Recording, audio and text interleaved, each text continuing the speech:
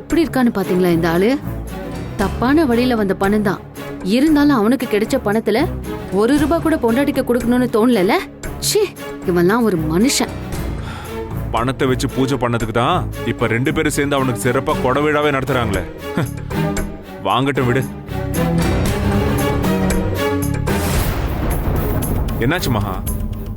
முதல்ல அன்னைக்கு கால் பண்ணி பணம் கிடைச்சிருச்சுன்னு சொல்லிட்டு கிளம்புவோம். உங்க போனை கொஞ்சம் தாங்க.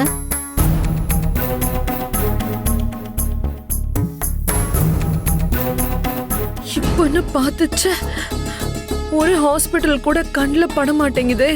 நான் என்ன பண்ணுவேன்னு தெரியலையே.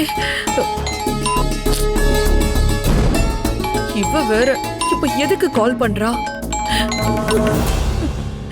இங்க பாரு, எனக்கு சும்மா சும்மா கால் பண்ணாத.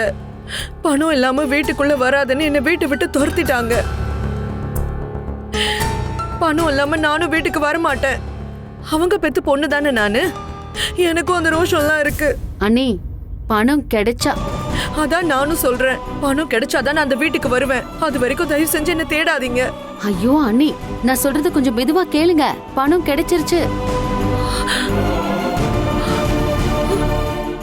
அண்ணி. ஹலோ, கேக்குதா? பணம் கிடைச்சிருச்சு அண்ணி.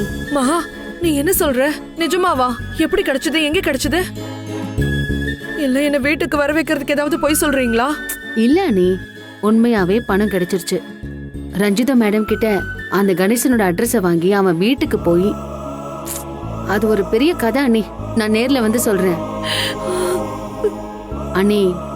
மதி உங்களை கேட்டுக்கிட்டே இருக்கா. நீங்க வீட்டுக்கு போங்க அண்ணி. நாங்க இப்ப பணத்தோட நேரா வீட்டுக்கு தான் வந்துகிட்டு இருக்கோம். மகா, உண்மைதானே? நம்பலாம்ல? உண்மைதான் அண்ணி, நீங்க நம்பிக்கையோட வாங்க.